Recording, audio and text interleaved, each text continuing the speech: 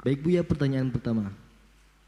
Assalamualaikum Buya. Assalamualaikum warahmatullahi wabarakatuh. Saya hamba Allah mau bertanya tentang narcissistic disorder. Apa? Penyakit ini bahaya Bentar. tentang narcissistic disorder. Penyakit ini bahayanya ke keluarga dari sisi perspektif Islam karena penyakit ini mirip dengan penyakit ananiah kayaknya Buya. Bagaimana cara mengatasi disorder itu dari sisi pandang Buya? Terima kasih Buya. Ada macam-macam penyakit ya. Ada hubungannya dengan mental. Ada penyakit itu penyakit fisik. Koreng. Sakit jantung, paru-paru. Sakit mata, fisik. Ada sakit mental. Biasanya orang membahas hanya sampai di sini. Ada sakit urusan ruh yang bisa disebut juga dengan hati. Makanya ada iktiab, itu adalah depresi, ada depresi nafsi, mental, ada depresi ruhi. Ruh atau galap hati yang rusak.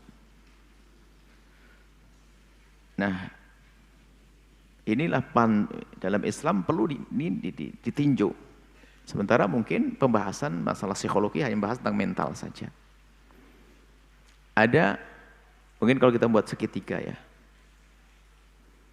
Buat segitiga itu gini. Ada mental, ada hati atau roh, ada problem. Problem yang terjadi bisa saja mempengaruhi mentalnya, mempengaruhi rohnya. Dan orang yang mentalnya itu nggak benar, nggak segera dibenahi bisa merusak rohnya, bisa merusak hatinya. Dan kalau orang punya penyakit hati dibiarkan terus, bisa saja ini merusak mentalnya. Tidak beda dengan urusan penyakit fisik. Kalau fisik dibiarkan terus, fisik dibiarkan, maka bisa merusak psikis. Begitu juga penyakit psikis, psikologi kalau dibiarkan bisa merambat kepada fisiknya. Nah termasuk ini adalah narsistik, itu adalah ya mental. Maksudnya gini loh, mental, tapi kalau kita cari Islam bisa saja mental sekaligus hatinya yang sakit. Karena dari modelnya di narsistik itu, kalau kembali kepada istilah narsistik, kita ada istilah ujub. Narsistik itu ada orang bangga kepada dirinya sendiri berlebihan, sehingga karena biasa sering disanjung. Jadi semuanya dikit-dikit aku. Nah, jadi kalau ceritanya narsistik itu ada dari Yunani, itu kisahnya suatu orang itu jatuh cinta kepada dirinya sendiri. Jadi karena ngelihat gambar di kolam begitu, ngelihat wajahnya lalu terpesona. Ini kan aneh. Maksudnya sebuah gambaran yaitu orang kagum kepada dirinya sendiri. Itu jadi penyakit itu adalah bisa saja itu betul murni mental, tapi jangan lupa harus kita perhatikan sisi hatinya. Sehingga di dalam Islam itu kan diajarkan bagaimana agar kita tidak masuk wilayah ujub. Itu solusi psikologi juga itu. Jadi agar kita tidak masuk wilayah ujub. Ujub itu berbangga dengan diri sendiri. Dikit-dikit mengatakan aku. Kalau Islam kan mengajari bagaimana, oke, kita punya Tuhan Allah. Bahwasanya, lalu aku bisa sujud, bisa melakukan kebaikan. Langsung kita kembali, dari mana aku bisa berbuat baik? Dia menjadi dari Allah. Allah. Sehingga dia bersyabderma bukan karena, wah aku nih, wah siapa dulu nih. Enggak begitu. Dia menyadari bahwasanya aku mendapatkan rezeki karena dari Allah. Sahamku untuk mendapatkan rezeki semurni dari Allah. Tenaga dari Allah, pikiran dari Allah, semua dari Allah. Apa sahamku? Enggak ada. Dia enggak bisa sombong setelah itu.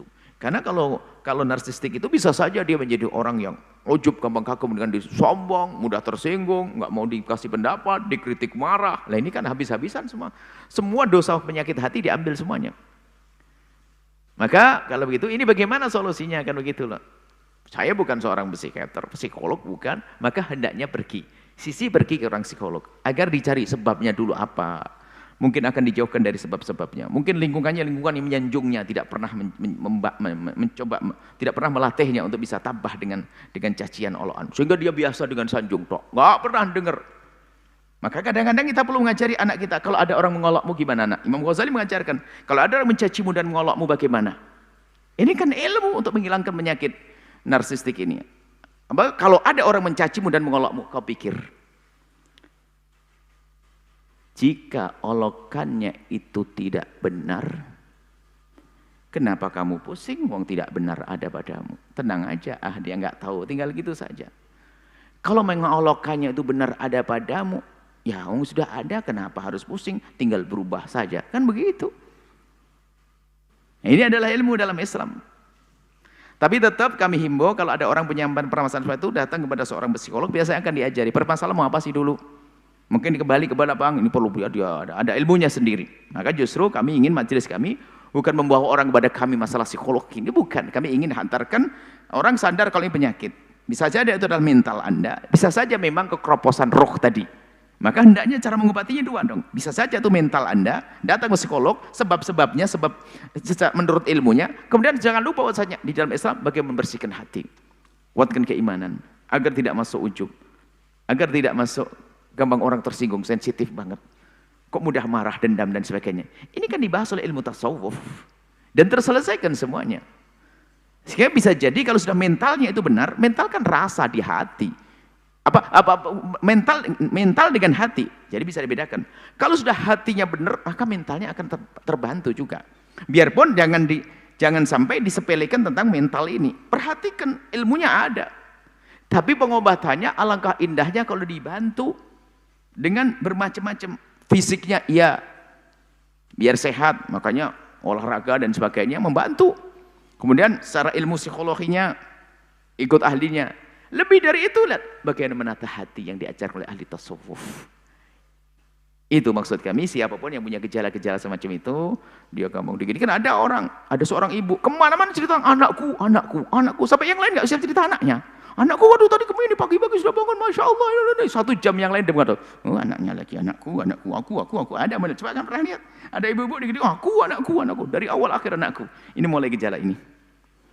Nggak bisa anak orang lain, nggak bisa kesempatan, cerita sampai pagi itu, nggak sadar dia itu, berarti itu mental dia. Karena nggak ada unsur sombong barangkali, hanya dia begitu, punya kebiasaan begitu, tapi kalau dibiarkan juga berbahaya nama mental. Banyak hal misalnya. Makanya majelis ini adalah majelis untuk menghantarkan kepada ahlinya.